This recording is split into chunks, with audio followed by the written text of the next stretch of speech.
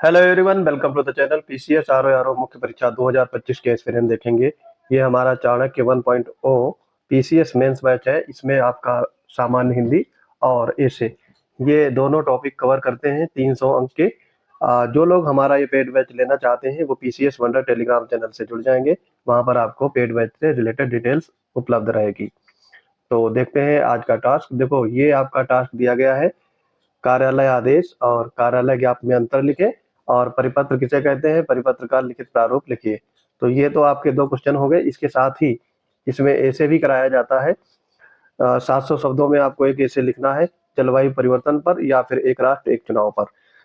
Batch की details जान लेते हैं, उसके बाद में टास्क शुरू करेंगे।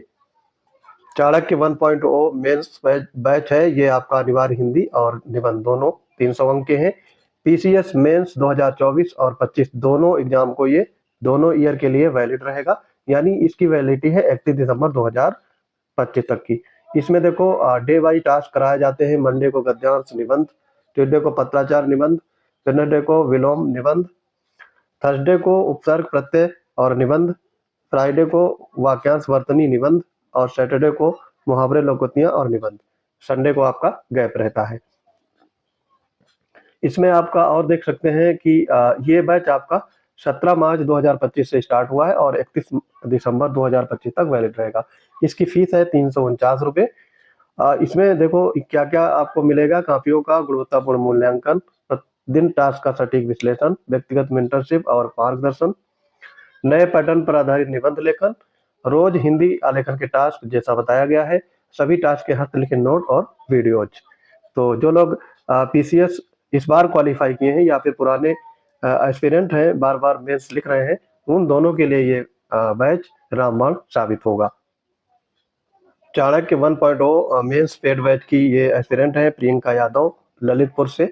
और इन्होंने निबंध भेजा है एक राष्ट्र एक चुनाव। तो इनकी कॉपी का फुल एनालिसिस करते हैं।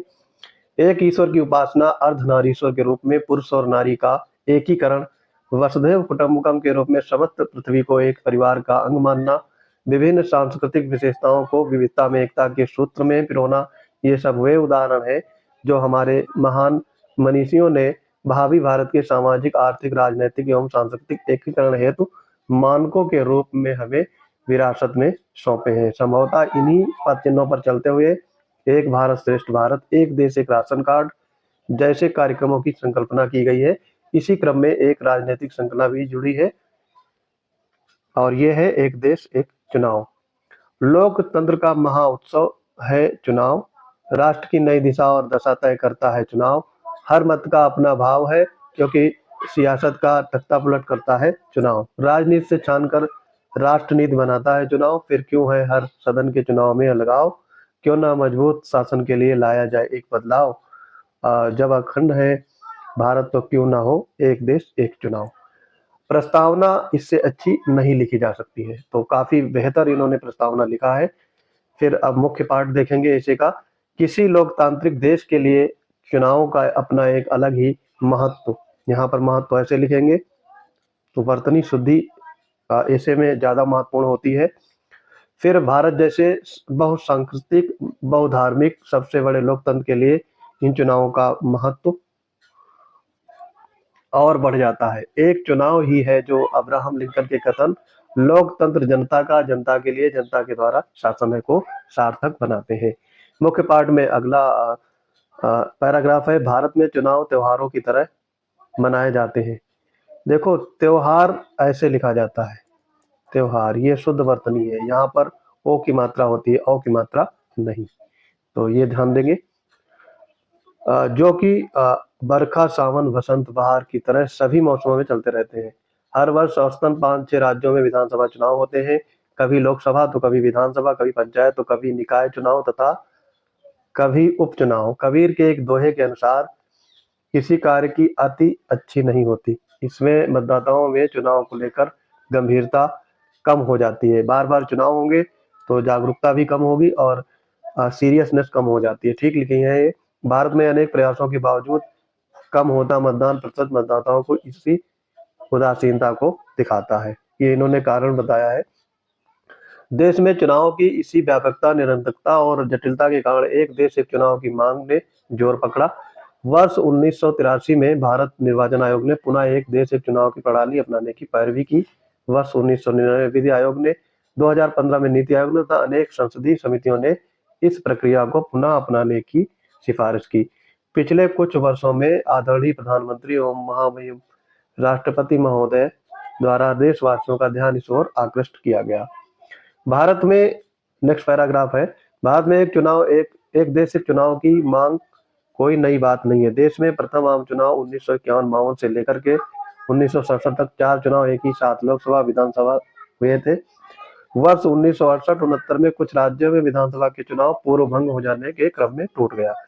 तो पहले ये चुनाव आपके 51-52 से लेकर के 67 तक एक साथ कराए जाते थे, उसके बाद ये क्रम टूटा। विश्व के अनेक देशों जैसे स्वीडन, साउथ अफ्रीका या दक्षिण अफ्रीका, जर्मनी में ये प्रक्रिया आज भी व्यवहार में है और वहाँ की जन अपेक्षाओं को पूर्ण करने और लोकतांत्रिक व्यवस्था को पोषक सिद्ध हुई है। ठीक है, एक देश एक चुनाव व्यवस्था के अनेक लाभ हैं, इसे लेकर कुछ चिंताएं भी हैं। वहीं देश काल स्थिति के अनुसार अनेक चुनौतियां भी हैं। इन्हीं सभी मुद्दों और प्रभावित जनों से परामर्श कर सुझाव प्रेषण हेतु सितंबर 2023 में भारत सरकार ने पूर्व राष्ट्रपति श्री रामनाथ कोविंद की अध्यक्षता में एक समिति का गठन किया। इस समिति ने पुनः एक देश एक चुनाव प्रणाली को अपनाने के लिए कुछ सुझावों के साथ रिपोर्ट प्रेषित की है। अगर इस प्रणाली के लाभों की बात करें तो ये चुनाव पार्टी खर्चों को विनियमित एवं नियंत्रित करने में मदद कर सकती है। सार्वजनिक धन की बचत, प्रशासनिक संरचना, सुरक्षा बलों तथा लॉजिस्टिक व्यय में कटौती होगी। ये बढ़ते रेवड़ी कल्चर की चुनौती का समाधान बन सकती है। बार बार चुनाव के कारण लगने वाली आचार संहिता से होने वाली पॉलिसी पैरालिसिस को भी कम कर सकती है। जैसा कि सर्वविदित है कि बढ़ते रेवड़ी कल्चर पर चुनाव आयोग, सर्वोच्च न्यायालय एवं सामाजिक संगठनों ने चिंता जाहिर की है।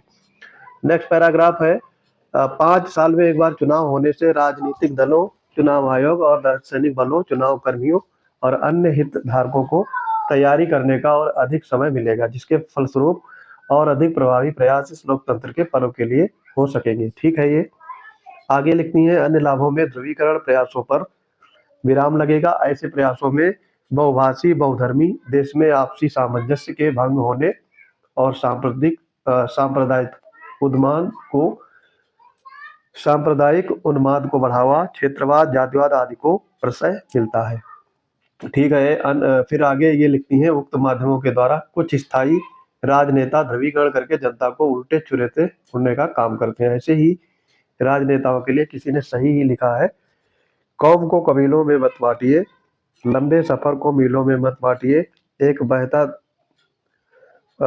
दरिया है मेरा भारत देश, इसको नदियों झीलों में मत बांटिए। कुछ सामाजिक विशेषज्ञ इस व्यवस्था की कमियों को गिनाते हुए कहते हैं कि इसके लिए आर्थिक, पुलिस बल, कर्मचारियों, मशीनरी की आवश्यकता होगी। क्षेत्रीय दलों का तर्क है, इससे संघीय ढांचा प्रभावित होगा, राज्यों के चुनावी मुद्दे गौड़ हो जाएंगे, जनता राष्ट्रीय मुद्दों के प्रभाव में राष्ट्रीय दलों को ही वरीयता प्रदान कर सकती है। अतः यह चुनाव संघवाद की मूल भावना के खिलाफ होंगे, जिसकी गारंटी हमारा संविधान प्रदान करता है। नेक्स्ट पैराग्राफ लिखती है, ये बार बार होने वाले चुनाव राजनीतिक दलों, उनके प्रतिनिधियों के लिए फीडबैक तंत्र तथा राजनेताओं की जनता के लिए दबाव समूह की कार्य करते हैं, राजनेताओं की जवाबदेही तय करते हैं, दलों को जन आकांक्षाओं से परिचित कराते हैं। कुछ विशेषज्ञों का मानना है कि एक देश एक चुनाव व्यवस्था राजनेताओं की इस जवाबदेही को कम कर निरंकुश बना सकती है। ये ठीक बात है। ये नेगेटिव पॉइंट पर प्रकाश डाल रही है। एक देश एक चुनाव व्यवस्था के सामने चुनौतियां भी कम नहीं है। भारत संघीय व्यवस्था वाला देश है, अतः इस व्यवस्था को अपनाने के लिए संविधान में व्यापक स्तर पर संशोधन करना होगा, जिसके लिए आधे से अधिक विधानसभाओं की सहमति भी आवश्यक होगी। कई राज्यों में क्षेत्रीय दलों की सरकारें हैं और क्षेत्रीय दल इस व्यवस्था को संघीय ढांचे पर अतिक्रमण मान रहे हैं, अतः इसके लिए सभी दलों को विश्वास में लेना आवश्यक होगा। बड़े पैमाने पर आवश्यक मशीनरी जुटाना टेढ़ी सिद्ध होगा। ये ठीक बात है। उसके बाद ये लिखती हैं, पूर्व राष्ट्रपति श्री रामनाथ कोविंद समिति की अनुशंसा के अनुसार प्रमुख अनुच्छेदों, अब ये बता रही है कि अगर ये व्यवस्था लागू होगी तो किन किन अनुच्छेदों में संशोधन करना होगा। अनुच्छेद 83 लोकसभा की अवधि, अनुच्छेद 85 लोकसभा का विघटन, अनुच्छेद 172 विधानसभाओं की अवधि, अनुच्छेद 174 विधानसभाओं का विघटन, अनुच्छेद 325 तथा 356 राष्ट्रपति शासन से जुड़ा हुआ है। इसके अतिरिक्त जनप्रतिनिधि अधिनियम 1951 तथा अन्य संबंधित संसदीय प्रक्रियाओं में भी संशोधन आवश्यक होगा। इस व्यवस्था के लिए देश की जनता को भी विश्वास में लेना एक बहुत बड़ी चुनौती होगी।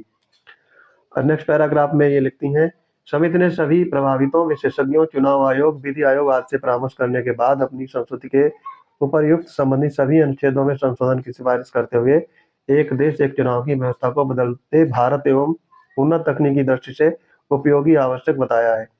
त्रिशंकु संसद, विधानसभा, अविश्वास प्रस्ताव, समय पूर्व विघटन जैसी स्थिति में नए तरह से चुनाव कराए जाने तथा एक चुनाव शेष कार्यक्रम के लिए ही मान्य होंगे। फिर आगे ये लिखती हैं, समिति के अनुसार, समिति की रिपोर्ट क्या है? समिति के अनुसार आदर्श मध्यम मार्ग का अनुसरण करते हुए लोकसभा तथा लगभग आधी विधानसभा चुनाव एक साथ कराए जा सकते हैं। इससे अतिरिक्त मशीनरी की आवश्यकता को सीमित किया जा सकता है। साथ ही राजनीतिक दलों को भी विश्वास में लेना एक प्रभावी लोकतांत्रिक कदम होगा। इस प्रकार एक देश एक चुनाव की अवधारणा को अमली जामा पहनाने के लिए विधानसभा चुनाव को लोकसभा के साथ संरेखित करने के लिए संविधान में आवश्यक संशोधन किया जा सकता है।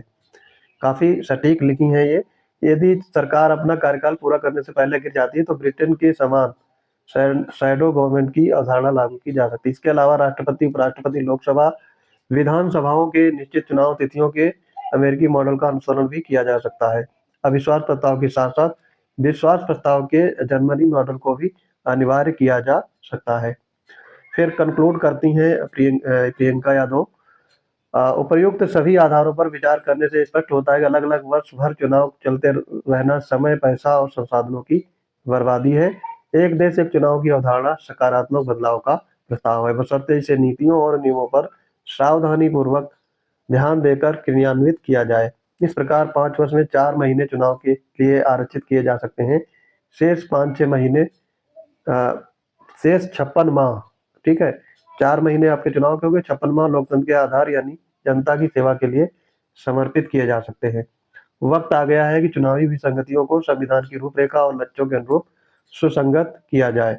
जैसा कि किसी ने लिखा है, केवल धर्म, जाति, भाषा में बंटकर न रह जाए इंसान, केवल वोटर लिस्ट तक न सीमित रह जाए उसकी पहचान।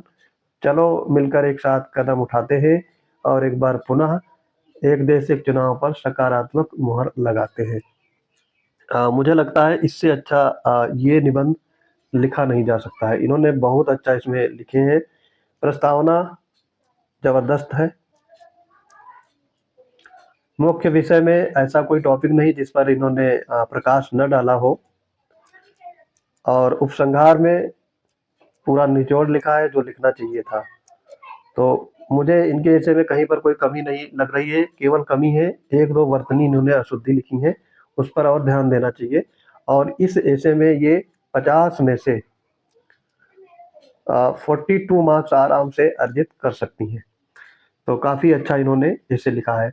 अगर आप भी हमारे पेड बैच से जुड़ना चाहते हैं, अगर आप चाणक्य 1.0 पीसीएस का मेंस बैच लेते हैं, निबंध और सामान्य हिंदी का, तो उसमें आरओ का भी सामान्य हिंदी या फिर हिंदी ड्राफ्टिंग का कोर्स भी कंप्लीट हो सकता है। इसमें केवल आपको प्रशासनिक शब्दावली और कंप्यूटर ज्ञान से रिलेटेड क्वेश्चन देखने होंगे। बाकी दोनों बैच, एक बैच को लेकर के दोनों कोर्स कंप्लीट किए जा सकते हैं। इसके लिए आपको पीसीएस वंडर्स टेलीग्राम चैनल से जुड़ना होगा। वहां पर आपको पेड बैच से रिलेटेड सारी डिटेल उपलब्ध रहेगी। अगर आप हमारी फ्री क्विज में पार्टिसिपेट करना चाहते हैं तो पीसीएस वंडर्स क्विज चैनल है, वहां पर आप जुड़ जाएंगे और हमारी फ्री क्विज का मैक्सिमम लाभ अर्जित कर सकते हैं। तो मिलते हैं अपने अगले इंपॉर्टेंट वीडियोज में। तब तक के लिए पढ़ते रहिए। जय हिंद।